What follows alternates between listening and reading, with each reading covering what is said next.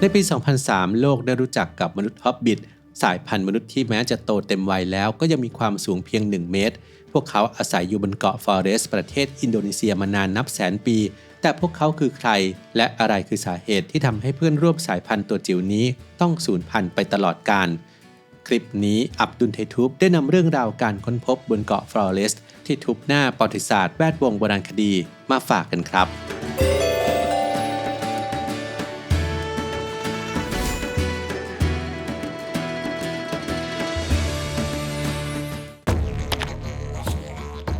เรื่องราวการค้นพบครั้งแรกของมนุษย์ฮอบบิทหรือชื่อทางวิทยาศาสตร์ว่า Homo floresiensis เริ่มขึ้นในเดือนกันยายนปี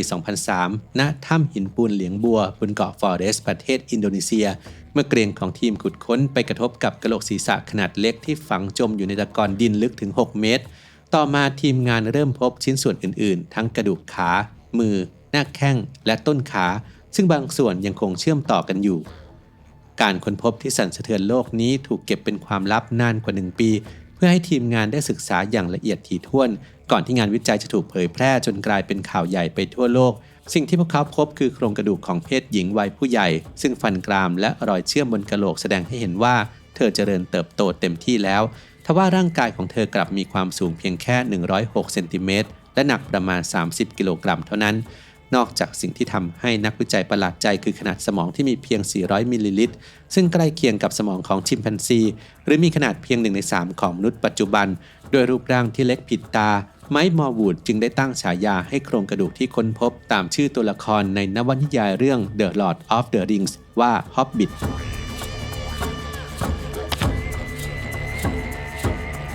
นอกจากส่วนสูงที่น้อยเพียง106เซนติเมตรแล้วร่างกายของมนุษย์ฮอบบิทยังมีการผสมผสานระหว่างความดั้งเดิมและความทันสมัยอย่างน่าประหลาดพวกเขามีฟันขนาดใหญ่เมื่อเทียบกับตัวไม่มีคางหน้าผากลาดแคบและมีช่วงไหล่ที่ห่อมาด้านหน้าที่น่าสะดุดตาที่สุดคือเท้าที่ใหญ่ผิดปกติเมื่อเทียบกับขาสั้น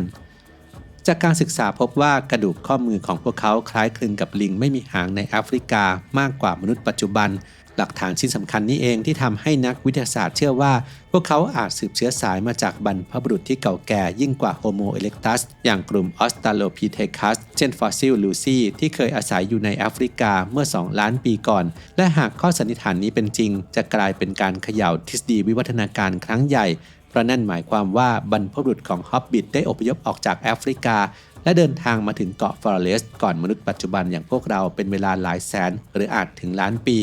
พวกเขาคือเจ้าบ้านผู้อาศัยบนเกาะแห่งนี้มาอย่างยาวนานก่อนโฮโมเซเปียนเหตุการณ์นี้ท้าทายความเชื่อเดิมที่ว่าโฮโมเอเร็กตัสคือมนุษย์สายพันธุ์แรกที่อพยพออกจากแอฟริกาเพื่อเดินทางไปทั่วโลกอย่างไรก็ตามยังคงมีข้อถกเถียงจากนักวิทยาศาสตร์อีกฝ่ายที่เชื่อว่ามนุษย์ฮอบบิทอาจจะเป็นเพียงโฮโมเอเร็กตัสที่มีขนาดตัวเล็กลงจากสภาวะการติดเกาะเพื่อการเอาชีวิตรอดโดยมีการระบุอายุโครงกระดูกชุดแรกไว้ที่ประมาณ 50,000 ถึง 100,000 ปีแต่กระนั้นหลักฐานใหม่ได้เผยข้อมูลว่ามนุษย์สายพันธุ์จิ๋วนี้ได้ครอบครองและอาศัยอยู่บนเกาะฟอเรสต์มาอย่างยาวนานและมั่นคงนานกว่านั้นก่อนที่พวกเขาจะล่มสลายและหายไปจากหน้าประวัติศาสตร์โลกในที่สุด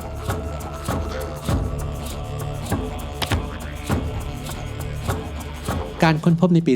2024 ณ แหล่งขุดค้นมาตาเมงงีบนเกาะฟอเรสต์ได้เปลี่ยนความเข้าใจเดิมที่ว่า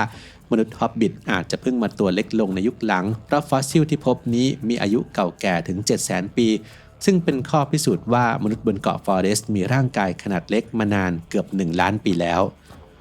หัวใจสำคัญของการค้นพบครั้งนี้คือชิ้นส่วนกระดูกต้นแขนขวารหัส SOA MM9 ที่ถูกฝังอยู่ในชั้นหินทรายโดยมีความยาวเพียง88มิลลิเมตรซึ่งทั้งสั้นและบางกว่าโครงกระดูกฮอบบิทจากถ้ำเหลียงบัวเสียอีกจากการประเมินความยาวกระดูกต้นแขนคาดว่าเจ้าของกระดูกนี้มีความสูงเพียง103ถึง108เซนติเมตรหรืออาจเล็กได้ถึง93เซนติเมตร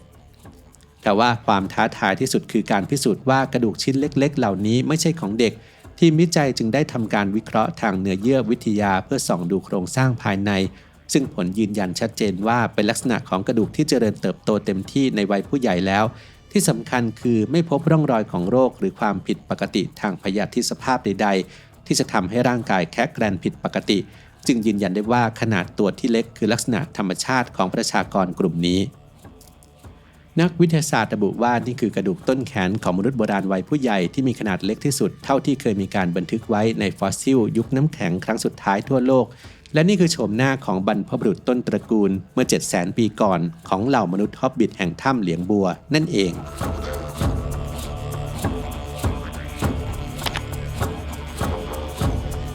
หนึ่งในหัวข้อที่นักวิทยาศาสตร์ถกเถียงกันมากที่สุดคือเส้นทางวิวัฒนาการจากบรรพบุรุษร่างใหญ่สู่มนุษย์จิ๋วผู้ลึกลับแม้การไขปริศนาต้นกำเนิดยังต้องรอฟอสซิลเพิ่มเติมหรือการตรวจพบ DNA ในอนาคต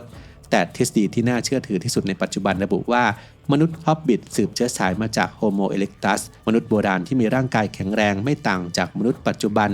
คาดกันว่าบรรพบุรุษร่างใหญ่เหล่านี้ได้ออกเดินทางจากเกาะชวาหรือส่วนอื่นของเอเชียมาถึงเกาะฟอเรสต์เมื่อประมาณ1 ล้านถึง1 ล้าน 2 แสนปีก่อนการเดินทางข้ามทะเลที่อันตรายนี้อาจเกิดขึ้นโดยไม่ตั้งใจเช่นการถูกพัดพามาพร้อมกับแพเศษซากพืชหลังเหตุการณ์สึนามิเมื่อบรรพบุรุษร่างใหญ่มาติดอยู่ในเกาะฟอเรสต์ที่มีทรัพยากรจำกัดพวกเขาต้องเผชิญกับสภาพแวดล้อมที่นำไปสู่การเปลี่ยนแปลงทางวิวัฒนาการที่เรียกว่าการแคระแกรนเนื่องจากการติดเกาะร่างกายขนาดใหญ่ที่ต้องการพลังงานสูงกลายเป็นภาระการมีตัวเล็กลงช่วยให้กินน้อยลงและอยู่รอดได้ง่ายขึ้นซึ่งคาดว่ากระบวนการย่อส่วนจากมนุษย์ตัวโตมาเป็นมนุษย์แคระใช้เวลาเปลี่ยนผ่านเพียงประมาณ 300,000 ปีหลังจากเริ่มอาศัยบนเกาะปรากฏการณ์นี้ไม่ได้เกิดขึ้นแค่กับมนุษย์เพราะบนเกาะแห่งนี้ยังมีช้างโบราณสเตโกดอนที่มีขนาดตัวเท่ากับวัวหรือสูงเพียง 1.2 เมตรเท่านั้นซึ่งเป็นวิวัฒนาการในทิศทางเดียวกัน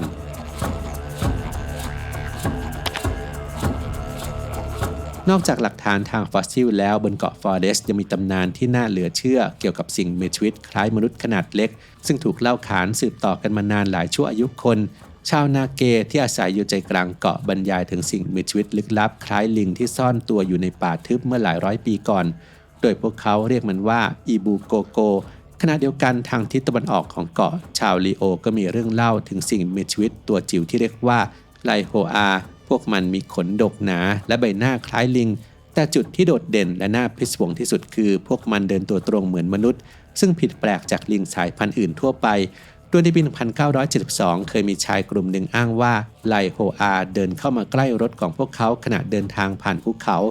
และในปี 2010 ยังมีชายอีกคนอ้างว่าเขาได้พบซากศพของมันที่เพิ่งเสียชีวิตอยู่ในป่าลึก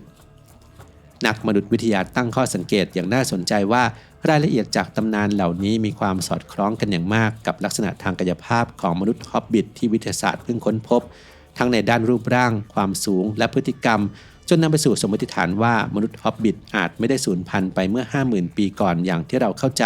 แต่อาจจะมีชีวิตรอดและอาศัยอยู่ร่วมกับมนุษย์ปัจจุบันในป่าลึกที่ยังไม่มีใครเข้าถึงจนกระทั่งยุคใกล้ๆนี้เอง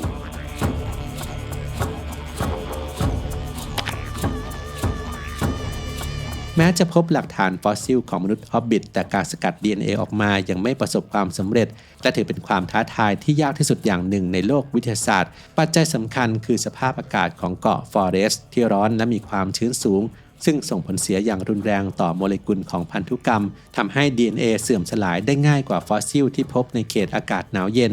อย่างไรก็ตามนักวิทยาศาสตร์ยังคงพัฒนาเทคนิคใหม่ๆที่ล้ำสมัยขึ้นอย่างต่อเนื่องเพื่อไขความลับที่ค้างคามากว่า 20 ปีเกี่ยวกับต้นกำเนิดที่แท้จริง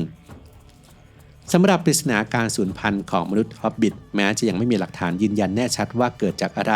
แต่ข้อมูลในปัจจุบันบ่งชี้ว่ามนุษย์ปัจจุบันอาจมีส่วนเกี่ยวข้องเนื่องจากช่วงเวลาที่ทับซ้อนกันอย่างน่าสงสัยจากหลักฐานที่พบว่ามนุษย์ฮอบบิทอาศัยอยู่จนถึงเมื่อประมาณ 50,000 ปีก่อนซึ่งก็เป็นช่วงเวลาเดียวกับที่โฮโมเซเปียนเดินทางมาถึงเกาะฟอเรสต์พอดีนักมนุษยวิทยาอย่างแมตต์ โทเชอรี่เชื่อว่าโศกนาฏกรรมนี้ไม่ได้เกิดจากสาเหตุเดียวแต่น่าจะเป็นผลมาจากหลายปัจจัยร่วมกันทั้งการเปลี่ยนแปลงของสภาพภูมิอากาศที่รุนแรงและการปรากฏตัวของมนุษย์ปัจจุบันที่อาจจะเข้ามาแย่งชิงทรัพยากรหรือเข้ามาแทนที่ในระบบนิเวศจนประชากรกลุ่มสุดท้ายต้องหายไป